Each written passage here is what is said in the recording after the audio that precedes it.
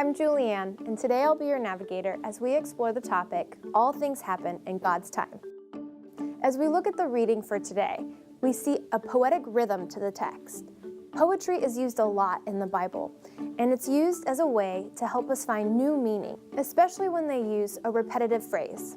If we read these kinds of poems too quickly, they'll leave us scratching our head in confusion. So let's slow it down and read it very carefully.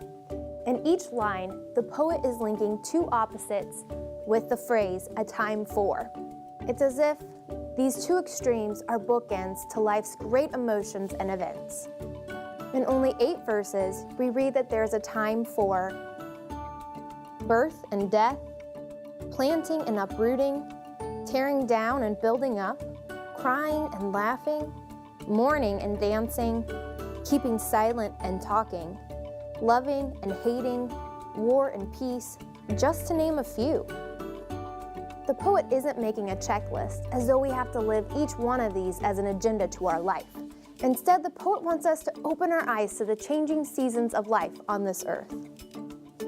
When I was in 5th grade, we had these little things called warm fuzzies. They were red hearts that we cut out from construction paper and pasted on googly eyes and a smile. What we were supposed to do is write something nice on them and give them to someone each day. Well, sometimes I think that people assume that Christians are supposed to be like these little warm fuzzies, walking around always ready to say something nice and give a warm hug. Though there is a time for that, today's reading lets us know that there's also a time and a space for us to be able to cry and for us to say no to embraces. This gives us permission to be authentic.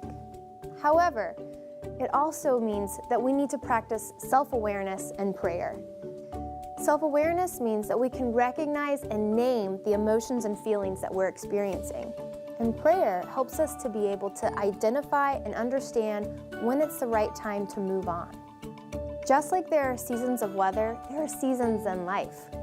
There may be a season where God is encouraging us to try a lot of new things. And then there might be a season that follows where we're supposed to just be focusing on one. There may be one season where we're really sad because a loved one has died. And there might be another season that follows where we're really excited because a new sibling is born. The Spirit helps us to be present in whatever season we're in, and it can also help us see when a new season is beginning. There's a season for everything, and a time for every matter under the heavens.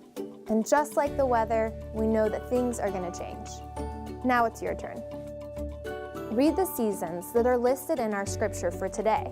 Which of these have you experienced in your life?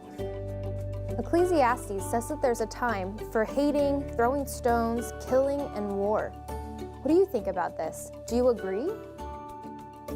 Transitions can be hard. What transitions have you experienced, and how have you felt God with you during those times? Let's dive in.